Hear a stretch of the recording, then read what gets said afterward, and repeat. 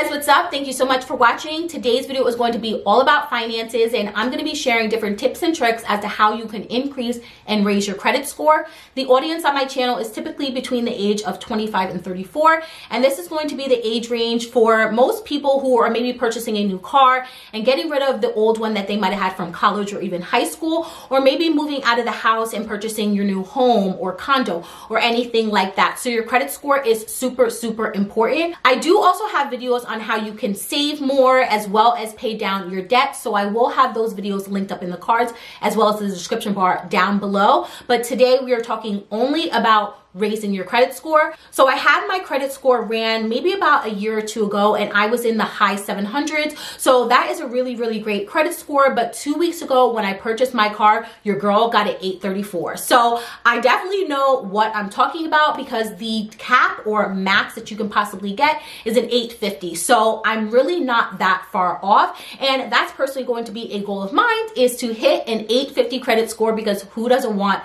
a perfect score? So I hope you guys enjoyed today's video. Make sure to give it a thumbs up, hit the red subscribe button down below, and let's jump right into the video.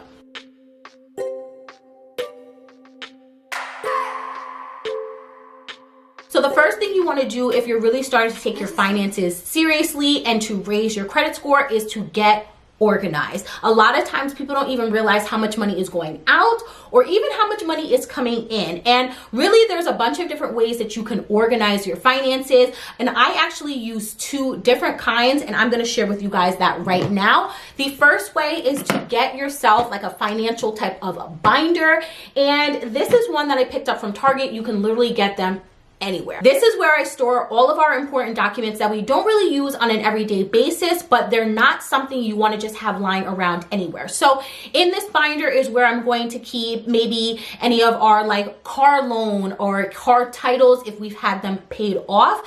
This is where you want to keep them. I also used to have our mortgage information, tax documents, and then also any type of like travel information, baby stuff and things like that you don't want to just lay all around and then lose them, because that's just going to be a whole mess. And then for our day-to-day finances, I like to use this app on my phone. It's called iSpreadsheet, and it is made solely for iPhones, but I do believe that they have the same type of style version for Androids as well. You really just have to go into your store and see what else they had. But basically it's an Excel spreadsheet, and here I like to put all of our debts that we have to, that goes out every single month. So our cell phone bills, car notes, student loans, all of that stuff, because to be honest, there's so much stuff to remember, whether it's passwords, account numbers, and everything like that. So I like to keep this in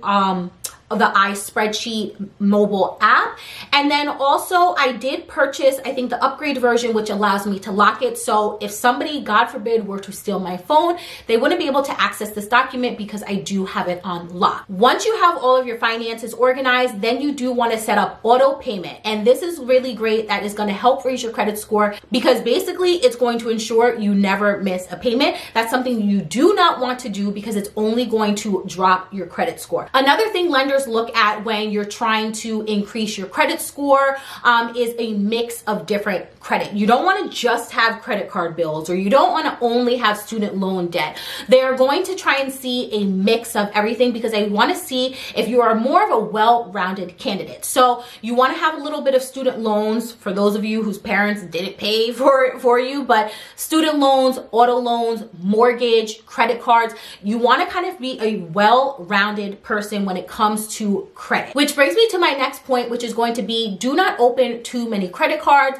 because every time you apply for credit, a hard inquiry is made onto your credit, which could basically give you the possibility of dropping your credit score down by 34 points. So now you have your credit card or credit cards open, and you've been a reliable customer. You've been paying your bills on time, which is also another key. You might have even paid off a couple of cards, which we will get back to that in just a second, but you've been pretty reliable. You've been paying more than the minimum, and now they call you and they say, do you want to increase your credit limit? And the answer is yes. This is going to help you do that, because lenders are going to see that you have a high credit limit, but the key is not to actually spend the max of your credit limit. So for an example, if you got bumped up to a $10,000 credit limit, you also want to keep your utilization under 5%. So in your mind, even though your credit limit is $10,000, you want to stay under $500. Maybe buy, your groceries or your things that you are constantly buying,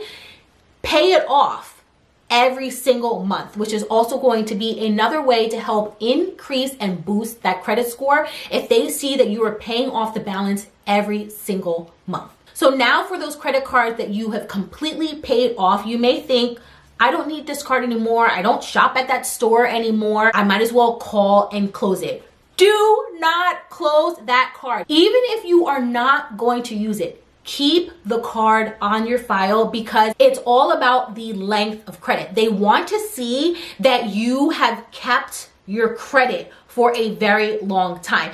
And this is one of the negative and downsides to doing those balance transfers, which I believe I did talk about in a previous video. The great thing about balance transfers is the fact that you can consolidate a couple of different credit cards onto one credit card, which allows you to only have one payment, one monthly payment. And the great thing about this is you don't have any interest for typically maybe a year. Sometimes you get a little bit longer depending on what card you're going for. And that's all well and dandy, but constantly doing balance transfers is going to minimize your average credit card length or age, which is only going to hurt your credit score. So as much as they are really, really great, you just have to be careful of how often you're doing them. So I hope you enjoyed all of these different tips and tricks to help you increase and raise your credit score. Make sure to give this video a thumbs up, hit the red subscribe button down below, and I'll catch you guys in my next video. Bye. I just wanna look into your eyes and tell you that I want you. You know you make me feel so